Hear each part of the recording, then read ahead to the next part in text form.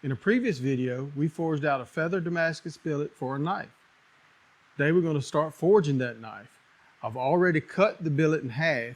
I can make 2 knives from this billet. I won't do a lot of forging on the knife, but I will forge in the tip and forge in the ricasso.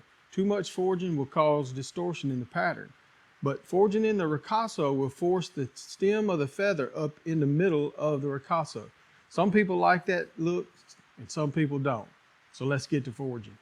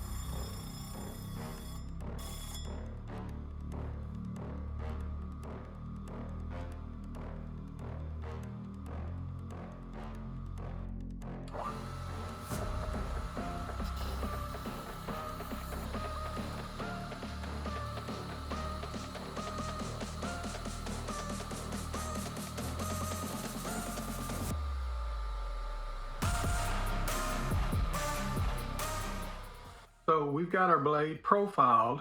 I've cleaned this spine up to 400 grit, and I'll talk about some of that in a minute. I've got this tang tapered a little bit. We'll tune on that a little more after heat treating. And I've brought our ricasso under here up to 400 grit. That's going to help us after heat treatment as well. I've also brought the sides of the ricasso up to 400 grit because after heat treating, I don't want to do too much sanding here and round my guard shoulders, because after we heat treat, I'm going to cut these guard shoulders. Now you can do that before or after heat treat. This time I'm going to cut them after heat treat because it leaves them a little cleaner.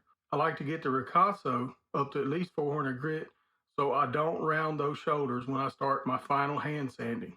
So the next thing we're going to do is some thermal cycling, some grain refining, and get it hardened. Then we'll get it tempered. Then we'll get these shoulders cut, grind our bevels, start working on our guard. Let's do this.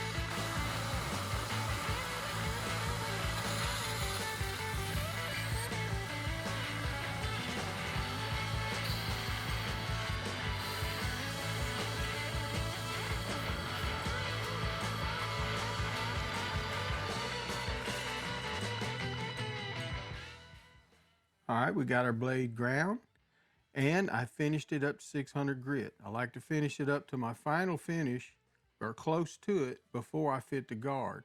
That way I don't roll any edges here on my shoulders, and I got clean fit. I've also finished the spine and under the ricasso. Speaking of guard, I've got a piece of material from this billet to make the guard and the pommel. But we're going to work on the guard next. I'm going to use a 1/8 end mill, cut our slot, and then I'm going to come behind it with a larger end mill to relieve it down and leave about 50 thousandths on the fit up.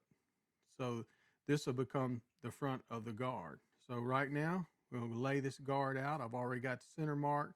I need to get my width, and we'll start cutting the slot.